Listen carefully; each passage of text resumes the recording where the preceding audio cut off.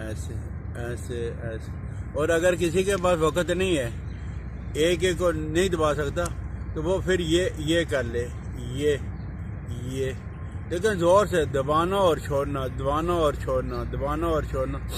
आप देखोगे कि सारा जिस्म जो है ना वो एक्टिव हो जाएगा। इसी तरह इस हाथ में जो है ना ये और फिर ये कर लो, ये कर लो, ये कर लो, ये कर लो, ये कर लो। और हमारी ये जो छोटी वाली उंगली है, पता है ना कि वो बच्चे जब जाते हैं पेशाब के लिए तो उस्ताद को ये कहते हैं, और पता नहीं ये कैसे जो है ना वो आवाम के जहन के अंदर आया, लेकिन ये बिल्कुल सही है।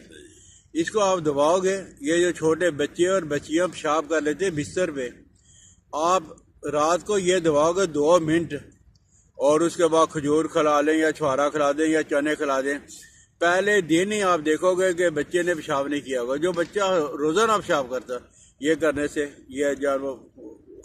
और फिर ये जो दूसरी वाली उंगली है, ये अल्लाह ने इसके अंदर ये रखा कि ब्लड प्रेशर जितना